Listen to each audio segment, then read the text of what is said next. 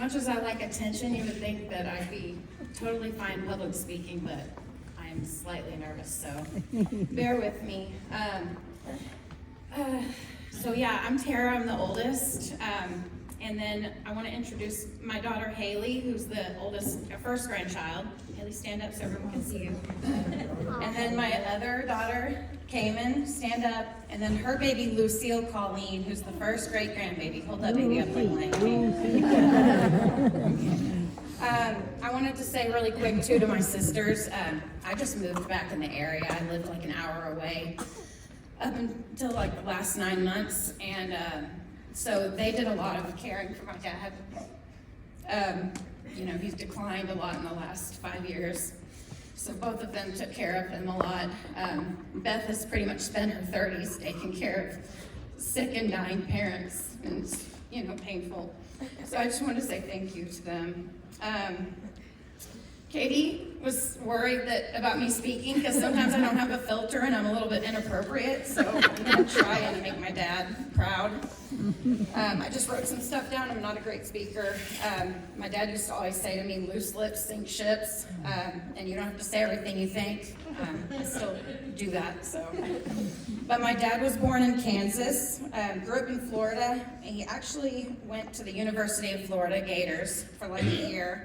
And I just found this to be really impressive, and he didn't brag very much, but he tried to walk on to the football team, and he actually practiced with them. He only stayed at the university for like a year, which I think he, you know, carried a lot of regret with that, but anyways, he moved on with his life. He moved to Boston. That's where he met my mom, and then they raised their family in Texas. They were married for 43 years. 5 words that would come to mind when I think of my dad: tenacious, mentally strong, hardworking, frugal, and critical. Perfect. This man loved his family. This is the reason, really the only reason in life he just worked so hard. That's all he did. Despite not finishing college, he got a really good job at American Airlines as a project manager in IT. He made a living supporting 3 girls, and my mom was able to stay home with us. We all got cars, did all our extracurricular stuff, traveled all over the United States, to Mexico, Spain, because of his flight benefits.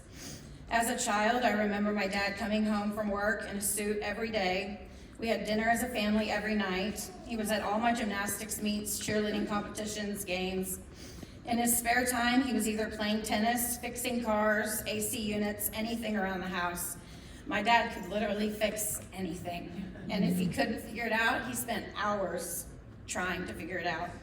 Before Google and, you know, the technology that we have today, he would check books out from the library and literally be on the garage floor for like 8 hours on a Saturday or Sunday, you know, his only days to relax, just to save money for our family and be smart.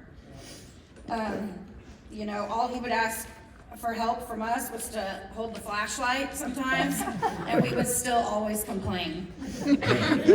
When I was 11, he got into a car accident that almost took him from us.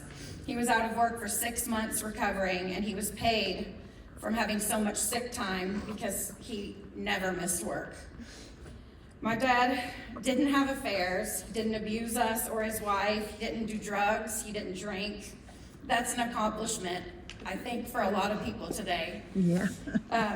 I would not say that my dad was the spiritual leader of our family. That was more my mom, but my dad was completely supportive and a part of the ride for us and had influence on us in that area.